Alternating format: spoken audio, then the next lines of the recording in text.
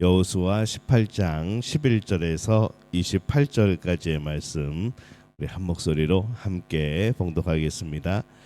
베냐민 자손의 지파를 위하여 그들의 가족대로 제비를 뽑았으니 그 제비 뽑은 땅의 경계는 유다 자손과 요셉 자손의 중간이라.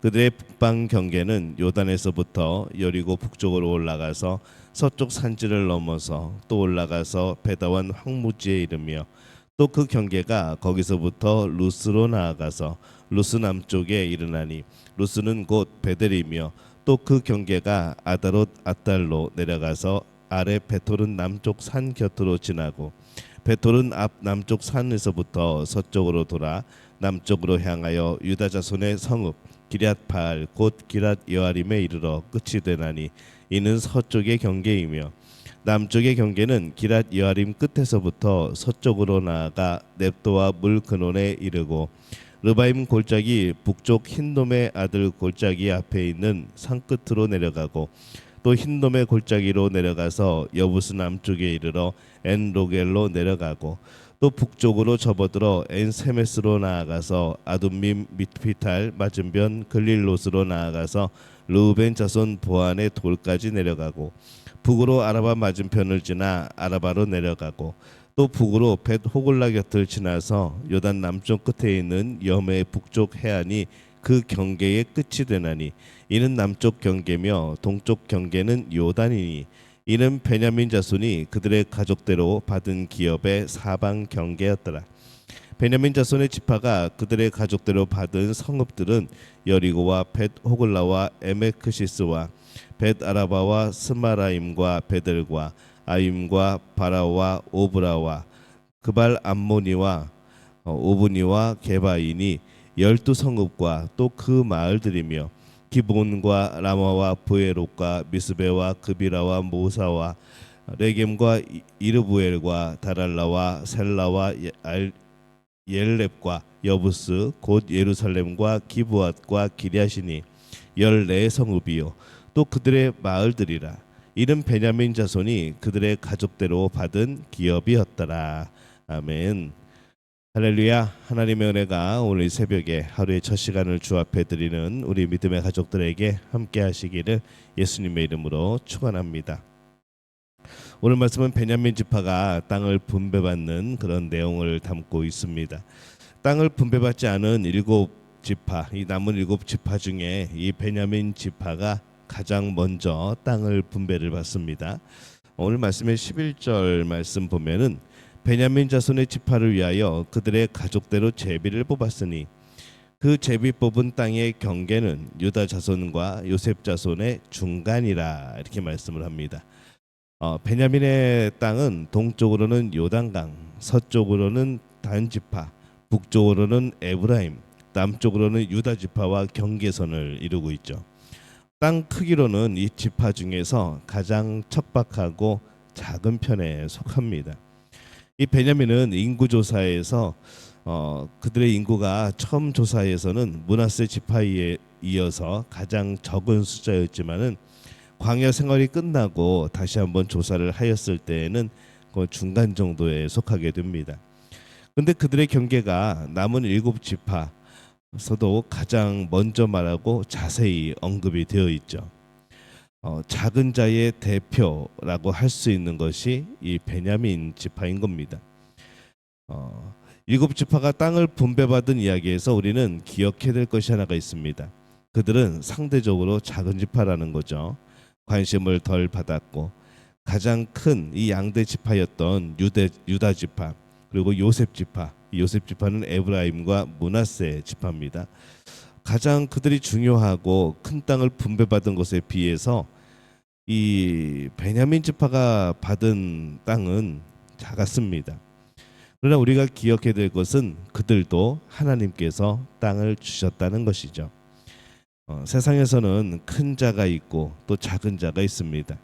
세상에서의 역할 때문에 우리는 그렇게 판단을 하죠.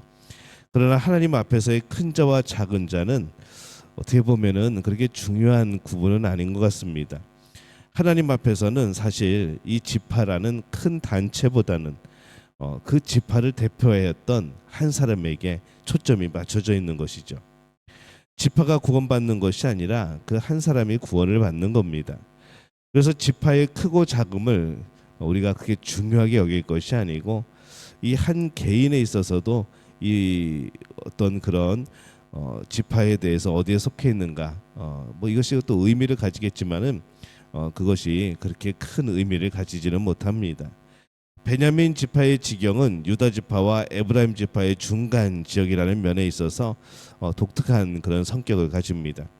또 중요한 그들의 역할들이 있습니다.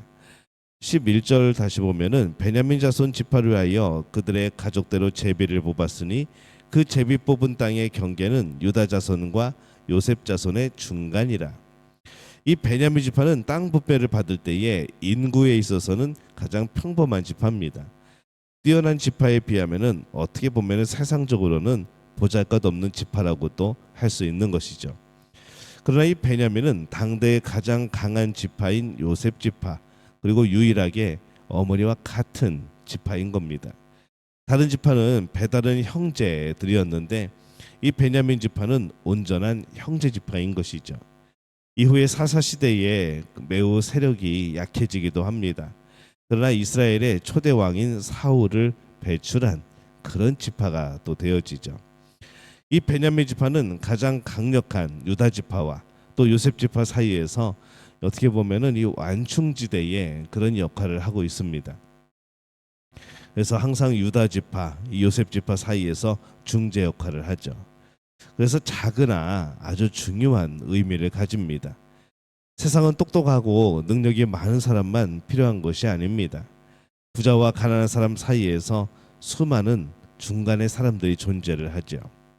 이 중간의 사람들이 자신들보다 더 많은 사람들을 생각하면서 항상 제일 높은 위치에 있기 위해서 더 작은 자를 희생시키며 올라가려고만 한다면은 그 사회는 병든 사회가 될 겁니다. 정치에 있어서도 중도가 그 자리를 지키지 못하고 좌로나 또 우로나 치우치기 시작하면은 양극단적이 더 나누게 되어서 더 큰 싸움이 되어지는 것이죠. 그래서 이 중간에 있는 사람이 자신은 중간이기 때문에 사람들의 시선을 받지 않는다 생각하여서 또 자신의 위치를 지키는 일에 게을리하면 이것이 긍정적인 방향이 아닌 아주 발전도 아닌 또 퇴보도 아닌 이제 그런 어정쩡한 또 그런 위치를 가게 될 겁니다. 사회에서는 보통 앞선 사람들에게 관심을 둡니다. 뭔가 선구자이고 뭔가 앞서 나가고 뭔가 새로운 것들을 하고 이런 것에 이제 관심을 두죠. 근데 어떤 면에 있어서는 이 중간이 참 필요하고 기둥이 되어지는 그런 집단이기도 합니다. 중심을 잡아주는 것, 이 그 중간 집단이 그 역할을 하죠. 근데 많은 사람들이 자신들은 중간이라 생각하며 약자라 생각을 합니다. 근데 그렇지 않습니다. 이 중간의 자리는 참 중요한 것이죠. 오늘 이 베냐민 지파가 땅을 분배받는 것을 보면서 그들은 지극히 평범한 지파로서 작은 지파였지만은 여전히 하나님께서 그들에게 땅을 분배하셨다는 사실을 그들은 기억해야 합니다. 그들의 맞는 그들의 땅을 하나님께서 주신 겁니다. 하나님께서 땅을 주셨기 때문에 어떤 지파가 땅을 분배받은 것에 대해서 조금도 모자람 없이 동일하게 중요한 것이죠. 하나님께서 주신 평범한 재능, 삶에 대해 우리는 뜨거운 마음으로 그 삶을 살아가야 합니다. 왜냐하면 하나님이 주신 삶이기 때문에 그렇습니다. 큰 일만이 아니라 이 평범한 일에도 하나님의 주신 일이라 생각하고 또 그것에 열심을 내야 하는 것이죠. 그렇다면 우리는 하나님 앞에서 뜨겁고 존귀한 마음으로 그 일을 감당할 때에 또 하나님께서 주시는 놀라운 복이 있을 줄로 믿습니다.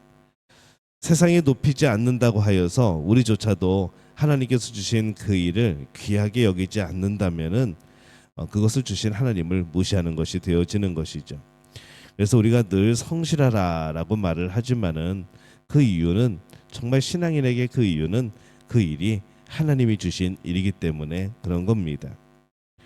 지금 있는 자리가 아무리 평범하고 작은 자리라고 할지라도 세상에서 오직 하나 있는 가장 크고 위대한 자리에 있는 것과 동일한 마음으로 그 자리를 잘 감당하게 될 때에 그 자리도 하나님이 주신 자리라 생각하며 믿으며 또 잘 감당하게 될 때에 우리의 능력은 다르지만 우리를 도우신 하나님께서 그 자리를 잘 감당하게 하실 줄로 믿습니다.